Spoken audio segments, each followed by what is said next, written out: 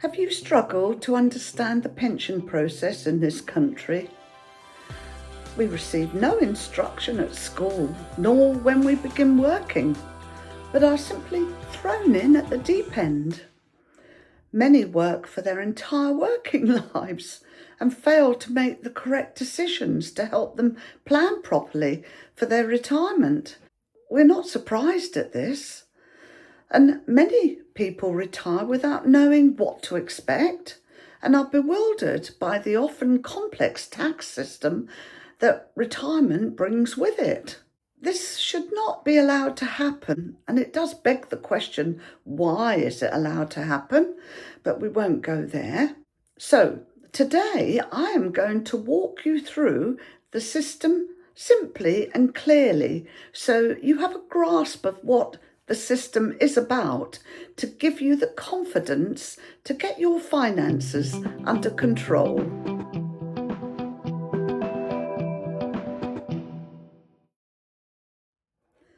Hello, I'm Angie, and this is UK Money Wisdom.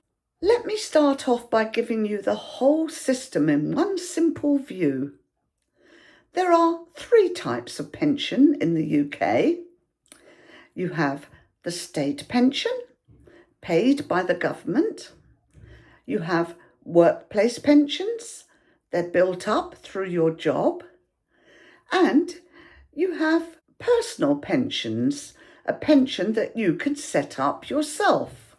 Those are the 3 main types: state pension, workplace pension, and personal pension. Think of it like building your retirement income in layers. The state pension is your base income. It's your foundation. It comes from the government. A workplace pension is built while you are employed. And a personal pension is something you choose to set up by yourself. Most people do not rely on just one. So the key idea is your retirement income is usually a combination of these, not a single source. And for most people, therefore, they have 1, 2, or all 3 pension types. The state pension is the most important part for many. The state pension depends on your national insurance record, not how much you paid. For current figures 2026-27, this table will show you how the state pension works in practice. The weekly amount, £241.30, is what you receive if you qualify for the full pension. The yearly figure of £12,547.60 helps you understand it in income terms. You usually need around 35 years of national insurance for the full amount, and you need at least around 10 years to receive anything at all. The most important thing to say is this is not based on how much you earned. It is based on how many qualifying years you have built up. And I want to make this important point about taxable income. Many people assume the state pension is tax-free. It is not. It counts as taxable income, just like a salary or a private pension does. However, you do not often see tax taken directly from it because the state pension is usually paid without tax deducted. HMRC instead adjusts your tax code on another pension or income. This is why people can be taxed without realising it. Now look at this table. This table is one of the most important in the entire guide. You will notice that your personal allowance is £12,570, and that is the amount you can earn before paying any tax. Now the state pension, which is £12,547.60, is now almost the same amount. The difference is just £22. And this means the state pension now uses almost all of your tax-free allowance. This is why more pensioners are now paying tax than before. The most important thing you should do is check your state pension on gov.uk, because this tells you how much you will get, when you will get it, and if you can increase it. Here's a simple step-by-step guide. You go to gov.uk, you search, check your state pension, log into Government Gateway, read your forecast, and do check for missing years. So, what are you looking for? Here's what to check. Your amount, because it shows you your expected income. Your pension age, which shows you when it starts. Missing years, which can reduce your pension. And can you improve it? Because you may be able to increase it. Let's look at the state pension age next. Not everyone gets it at the same age, but people think everyone gets it at 66. That's not true. Or they think it will be the same as my friend. No, not always. And people think my work pension starts at the same time. No, that's not the case in reality. The age is rising to 67 between 2026 and 2028. Let's look at your private pension. There are two different types. The first type is defined contribution, DC for short, and that actually means a pot of money. Defined benefit is the other type of private pension, shortened to DB, a guaranteed income. Here are two very simple explanations about them. DC pension means you have a pot. A DC pension depends on decisions and investment performance. A DB pension, on the other hand, means you get an income for life. A DB pension provides a more predictable income. Here are the most common pensions that people have. They will have a work pension today, usually a pot, DC, or a personal pension, again, usually a pot or DC. Older public sector pensions were usually income, and those were the DB variety. It is very important to know what type you have. Let's look at how a pot works. That's a DC pension. As I explained, a DC pension depends on decisions and investment performance. Money goes in, builds your pension. It is invested, which means it could grow over time. Charges are taken, which reduce your pot, and you take money later, and that affects your income. The key idea is that a pot pension does not guarantee income. It depends on how much you saved, how long it grew, and how you take it out. A guaranteed income pension works like this. That's a DB pension. You get an income for life. A DB pension therefore provides a more predictable income. And here's a table which compares the DC pension and the DB pension. And you will see that a DB pension is usually more predictable. Most people in the UK are now automatically enrolled into a workplace pension when they start a job. This means you are put into a pension automatically. Money is taken from your pay, and your employer must also contribute. You do not need to apply. It happens by default if you meet the criteria. And what do the rules say for 2026-27? You make a minimum total contribution of 8%. The employer minimum is 3%, and the employee minimum is 5%. Let's look at what the rules say. There is a minimum total contribution of 8%. But what does this actually mean in real life? At first glance, it looks simple, doesn't it? 8% of my salary is going into my pension, we think.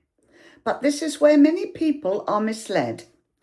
The key detail most people miss is that the 8% is often not based on your full salary.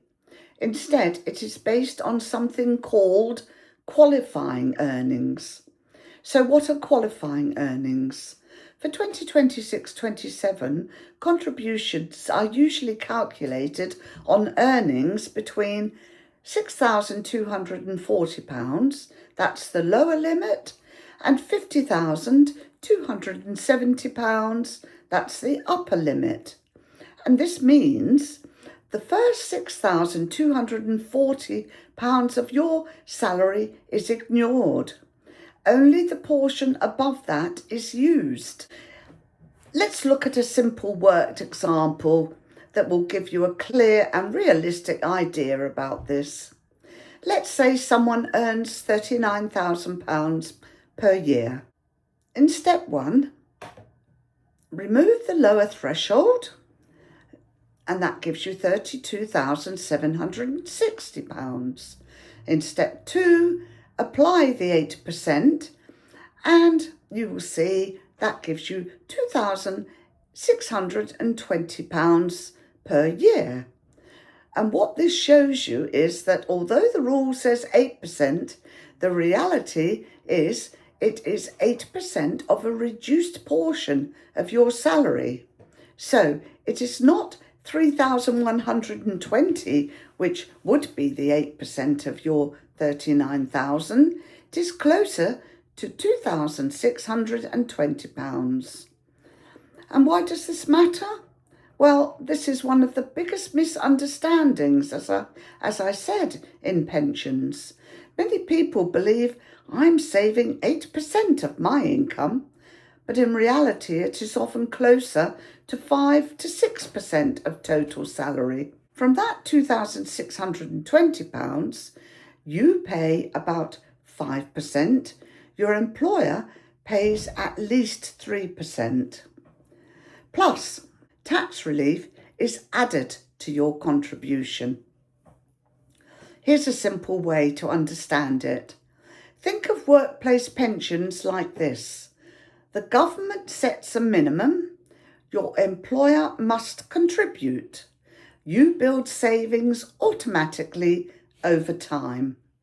But the minimum level is quite modest, and if you can afford it, increasing your contribution can make a very big difference over time. Even small increases of, say, 5 to 7% or 5 to 10% can significantly improve your retirement income. So the key takeaway is workplace pensions are very valuable, but the minimum contribution is lower than it appears, and you may need to review and increase it over time. Now let's look at tax relief. Extra money added. When you pay into a pension, the government helps you. Your employer helps you. So 3 sources build your pension: your money, employer money, and tax relief. That is why pensions can grow faster than normal savings. When can you take your pension? Can I take it before state pension age? Yes, you can often. Is it the same age? No, it is not. And what is the current minimum age? That is 55. And from April 2028, the minimum age will be 57 years. Do not assume you can always take it at 55. And here are the ways to take money from a pension. This table will show you. You can leave it, that means do nothing yet. There's drawdown, where you take some and leave the rest invested. Or you could have an annuity, that's buying a regular income. Or there are lump sums where you take chunks of money. Or you could take it all. It's possible, but it can cause tax. Here are important rules to remember. Usually 25% can be tax-free, but the rest is usually taxed. That's the 75% of the lump sum. Now let's look at pension tax limits. You have a lump sum allowance limit of £268,275 in 2026-27 and a limit on annual allowance of £60,000, which means you cannot take unlimited tax-free cash. There are still limits. Here are the common mistakes to avoid and what you can do about it. Look at this table. You can see people can have the problem of missing state pension years. And in order to see if that's the case, you need to check your record. You can have a problem of opting out of pension, but before you do so, you should think very carefully because this can reduce your pension. And there could be the problem of not knowing your pension type. All I can advise is please find out. If you have trouble, please ask me in the comments. There could be a problem of saving too little. Then you need to review your contributions. And as I say, I can help you in the comments. Taking too much too early can be a problem. Check your tax first. And there can be the problem of scams. Just be very cautious about these. If in doubt, check with a financial advisor, or you can ask me for information in a comment. But I am not a financial advisor and I can only provide you with information, but I'm happy to do that. Here are the biggest misunderstandings. There's the wrong belief that state pension is tax-free. It's not. And all pensions are pension pots. They are not. There's the wrong belief that 35 years always gives a full pension.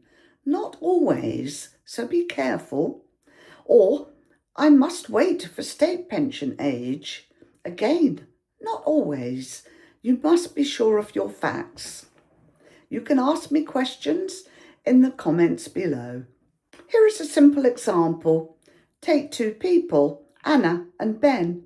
Anna has developed good habits by saving early, stays in her pension, and checks her records.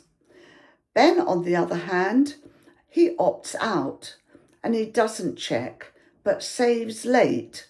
And here's the result of what happens to people like Anna and Ben. With their state pension, Anna has the full state pension, whereas Ben has a lower state pension. And with Anna's private pension, it gives her more income and it is strong. But for Ben, he has less income from his private pension because it's weak. And overall, you will see that Anna's income is much more secure, whereas poor Ben will probably find himself under a lot of pressure when he retires. Because small decisions over time make a big difference. Let's look at what happens when you die. This is changing. So, there's an old belief that pensions are outside tax. That's not always true now. There are changes coming from April 2027. The one exception are the death in service benefits. And this is an area people should not ignore. So, What should you do now? Step 1. Check your state pension. Check your NI record. Check your pension type. Stay in your work pension. Don't opt out. Review your contributions. Get guidance before taking money. And please be aware of scams. And where can you get help? With your state pension, you need to check on gov.uk. For your NI record, National Insurance record, again, go to gov.uk. And for pension help, you have PensionWise or Money Helper, and you'll find them both on gov.uk. Here's a final simple summary. The UK pension system is actually quite simple when it's broken down. The state pension is your base. A work pension adds to it. A personal pension adds more. You're in a better position if you have all three of these and if you haven't opted out. The most important things to remember are: check your state pension, check your national insurance record, know what type of pension you have. Do not assume everything is tax-free, and be careful when taking money out. And you do not need to understand everything at once. You just need to understand the basics and check the right things early. Once again, if you need further information, please do ask me in the comments and I will happily explain it simply for you or prepare a video with a full explanation. I have already prepared a video on accessing and using gov.uk a few months ago. I will put the link in the description below. Do share this information with friends or family you care about who might benefit from it.